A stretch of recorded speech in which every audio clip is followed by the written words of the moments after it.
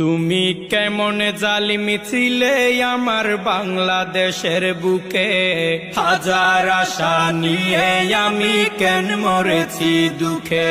তুমি কেমন স্বৈরাচার আমার বাংলাদেশের বুকে, 16 বছর ধরে আমি কেন মরেছি দুঃখে।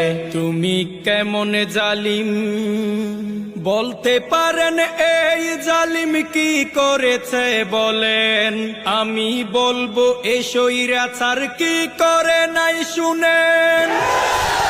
2006 সালে 28 অক্টোবরে রাস্তায় পিটিয়ে আমার ভাইকে হত্যা করে। শুরু থেকে এই জালিমের কাহিনী শুনেন, পিলখানাতে 57 অফিসার হত্যা করেন। তুমি কেমন স্বৈরাচার 13 সালে 5ই মে শাপলা চত্বরে হেফাজত ইসলামের উপর ব্রাশ ফায়ার করে। হিন্দুর ছেলে বিশ্বজিৎকে শিবির মনে করে রাস্তার উপর পিটিয়ে পিটিয়ে হত্যা করে। বুয়েটে ছাত্র নাকি শিবির করার অপরাধে শহীদ হলো আমার ভাই আবরার ফাহাদে।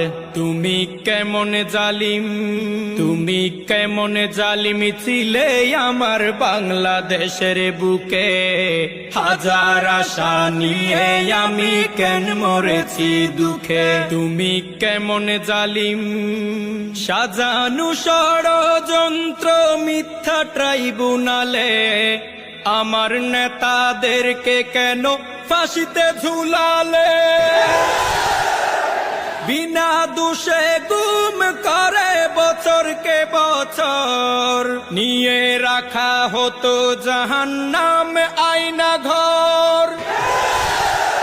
সাইদিকেও হাসপাতালে চিকিৎসা নাম করে হত্যা করে, মরণ ইনজেকশনে পুশ করে। তুমি কেমন জালিম আল কোরআনের মাহফিলেও বাধা নিষেধ ছিলে, অনুমতি লেগেছে কোরআনের মাহফিলে। কত আলেম বছরকে বছর পরিবার ছেড়ে কাটিয়ে দিয়েছে জালিমের কারাগারে। তুমি কেমন স্বৈরাচার, তুমি কেমন স্বৈরাচার আমার বাংলাদেশের বুকে, 16 বছর ধরে আমি কেন মরেছি দুঃখে। তুমি কেমন জালিম জনগণের ভোটের অধিকার হরণ করে জোর করে ক্ষমতায় ছিল 16 বছর ধরে। চাঁদাবাজি করে আরো সেবার কথা বলে কোটি কোটি দেশের টাকা বিদেশে গেল চলে। লোক দেখানো ছিল শুধু তোদের উন্নয়ন, দুর্নীতিতে আমার দেশ হয়েছে চ্যাম্পিয়ন।